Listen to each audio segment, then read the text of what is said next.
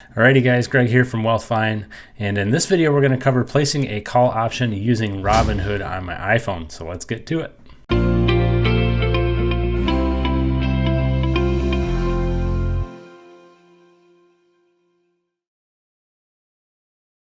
Here's where I ask you to smash that like button, hit subscribe, and don't forget to hit the bell so you get notified of future videos. Alright, so you can see on my screen here, I've got my iPhone mirrored. I'm actually mirroring it directly to my screen so I can record it on my computer. And I've got the Robinhood app open on my phone. I'm going to go ahead and hit my password here to log in. And so here's my Robinhood account. And first thing we're going to do is you can see my current balance in my Robinhood account here. This obviously isn't my primary trading account. I actually have this just to show you guys how to use it, because so many of you use Robinhood on your phones, and I wanted to be able to record some videos, so I threw some money in here in order to record these for you guys. So first thing we need is an option trade recommendation. I've got one here that was part of a Project 303 lifetime trade. Word of warning here, if you haven't placed this trade already, don't grab this from this video and try placing it. It's probably too late, depending on when you're watching this. So we've got a buy to open Gilead Sciences, February 19th, 2021. 62.50 calls, pay no more than $1.10. So we're going to walk through every step of this and how to do this in Robinhood. Now, one of the downfalls of Robinhood is they don't really have very good charting features. So and I talk about that in one of my Robinhood review videos. And that's just, there's no way around it. So if you have the ability to open a account with TradeStation or another Tastyworks or another larger broker that you can use on your desktop, I recommend doing that just so you can get some better charting. But as a beginner, using Robinhood is perfectly fine. So what we're going to do, and I'm going to try and use arrows since you can't see what I'm tapping as I record this, is we're going to hit the little search icon down at the bottom, and then in the search at the top you see search companies. We're going to click in there, and we want to type in our ticker symbol. So GILD is Gilead Sciences. We see that pop up there, and we're just going to click on it. So here we see the current chart for Gilead Sciences, what it's been doing the past day, and then oops, sorry about that. Got a Facebook notification coming through. So we see what it's been doing in the last day, and you can click on the different time frames, weekly, monthly, yearly, whatnot. And then we want to go ahead and we're going to trade options. So first thing you need to make sure if you're Robinhood user is that you are authorized to trade options. And I believe I did that by signing in on my desktop into my Robinhood account and requesting the ability to trade options. I honestly can't remember. I'll have to look and see if you can do that from the app itself. You'll know if you have the ability to trade options if and when you click the trade button here, you see trade options. If you don't see that when you click on trade, then you aren't authorized to trade options yet, and you need to go request authorization. It's pretty easy to do. I think it took a couple days, and then they approved me.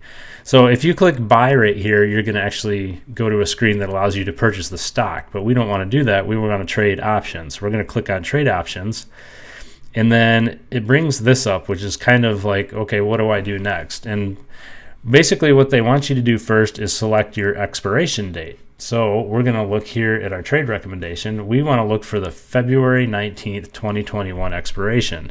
And if you take your finger on that top line, you can actually scroll that over, and there it is right there, our February 19th, 2021. So we're going to click on that or tap on it, and this brings up our option chain for that strike price.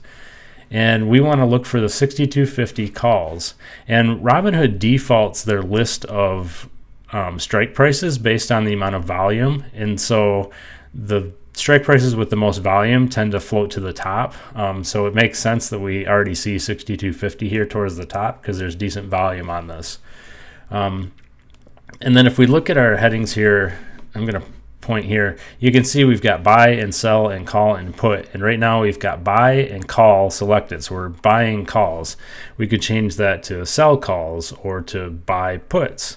But we want to make sure that we're doing what we want to do, which is purchasing a call. So leave that as set to buy calls. and we've got our 62.50 strike price. So we're going to go ahead and tap on that 62.50 at the top there, and it brings up this window. So the first things that it asks is how many contracts do you want to purchase. I'm just gonna say 2 for now for the heck of it. And then if we look at the limit price here, you'll see bid and ask listed here. And then I actually don't know what that drop down. So the drop down shows you, if you click on bid and ask, it shows you more detailed information. Shows you the volume and open interest, which is kind of good. We're going to talk about that in another video. It's a little bit more advanced, but for the most part, we really only need to be concerned with the bid and the ask. So in our recommendation here, it says pay no more than $1.10. So what's going to happen here is if we go over here and select, we type in $1.10. Oops, that's not $1.10. There we go. If we were to type in $1.10 and submit this order, it's not going to get filled. The current ask price is what the market is asking for that contract currently. The current bid is what the average market bid is at the current time. And so if you are way below that ask price, you're more than likely not going to get filled unless that contract value decreases or drops down to that $1.10 level. Is it a bad thing to enter this when we know we're not going to get filled? Not necessarily. Just understand that it's not going to get filled right away, and it may not get filled at all, ever. And you need to make sure that you keep an eye on this and don't let it sit here forever going unfilled. And eventually you want to come in here and just cancel your order. So there's a couple things we can do here. And some of this is a more advanced topic where we talk about, how do you get filled? There are some different techniques and tactics you can use, and whoops, there goes my phone. Sorry about that. And some different techniques and tactics that you can use to get orders filled. And people always ask me, how do I get my orders filled? And sometimes you need to just up your bid. At this right now, we're not going to get filled at $1.10. So I may go in and say, maybe I'll bid $1.15, and if this drops just a little bit, then I'd probably get that order filled, but it's going to sit there until this ask price drops to $1.15 before they fill my order. Now, how much should you overpay based on what your recommended bid price was of $1.10? That's really kind of up to you. In this instance, we're looking for the contract to go all the way up to $2.20, which would be 100% gain. So paying an extra 5 cents, per contract, especially if we're only buying 2 contracts, that's an extra $10. It's not that big of a deal for most people or for myself. So I would just go ahead and maybe do that so that you get filled. Here's where I don't like Robinhood is that you really need to keep a look at the charts. Keep an eye on the charts when you're overpaying or overbidding higher, because you want to make sure that you're not in a situation where the stock is dropping like a rock at the time that you're purchasing the contract, because you may overpay and then all of a sudden the value of it drops even further, and then you're in the hole more than you expected to be right off the bat. So just be careful about that. That's why I like to keep an eye on the chart and kind of see what things are doing, and some of that just takes time, and it's going to take you guys a little bit of experience in order to figure out when you should and shouldn't get into a trade. And again, I'm going to cover this in a more advanced topic video at some point.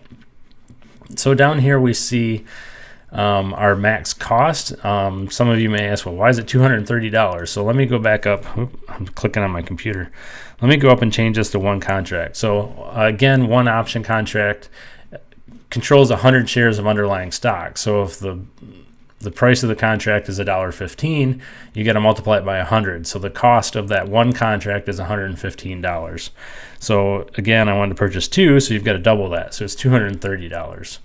So I'm going to go ahead. Right now, the ask is still at $1.16. I'm going to go ahead and click review. And then in Robinhood here, it gives you an order summary at the bottom. You just want to double check everything. And then it says swipe up to submit. So we're going to go ahead and swipe that up. And it says order received. And it shows me that my order was filled already. So there you go. If it wasn't filled, it would show it in pending. We hit done there, and you see that we've got my option contract here. So let me go back to my home screen. Oops, boy, I didn't want to type in there. Let me go back to my home screen here, and you can see, if I scroll down here, you can see stocks that I have, but you'll see options. So you'll see, if you click on that option contract and scroll down, you will see the amount of contracts that you have, how much equity it has, expiration date, current price, and average cost, and it shows your current your total return for the day, and it'll show you the total return over time. So next thing to do is to keep an eye on this. We'll talk in another video about setting stop losses and whatnot. You have a limited ability to do that in Robinhood, but you can do it, but we're not going to cover that in this video. So essentially you want to keep an eye on it. I always tell people, if it drops more than 20%, I've got another video where I talk about stop losses and how I get out of trades if it drops 20% or more, just to limit my losses. That's a big thing with options trading that a lot of beginners fail to do, is a contract will drop 80% in value, and then they think, well, it's still got some time, maybe it'll recover. And I just don't like that. Oops, sorry about that. And I don't like doing that because a lot of times it won't recover. So keep an eye on it. If it drops too much, close it out, and we'll talk about that in another video, how to close out these trades. And then obviously if it goes up and you're getting a lot of profit, then it's up to you when you want to close that. If you want to close it out at 20% profit, do it. It means you made money. So don't worry about that too much. So this has been my video about how to get into a trade, simple call option trade on Robinhood. And sorry about all the things that keep popping up on my screen. That's always the danger of using my phone to record things. But hopefully this helped. Comment below and let me know if you have any questions, and I'll get to them as soon as I can. Thanks a lot. Bye. Hey, thanks for watching. We really enjoy producing these type of videos for you. If you enjoy this type of content, just hit the like button for us and leave a comment below. We try to get back to you as quickly as we can and interact with everybody in our YouTube channel. And also, if you want to see future videos from us, hit subscribe, that big red subscribe button, and don't forget to hit the little bell, which notifies you in your browser when we upload a new video. And as always, visit WealthVine.com, and you can also send us a message through the website or on Facebook Messenger, and we'll get back to you as soon as we can. Thanks a lot. Bye.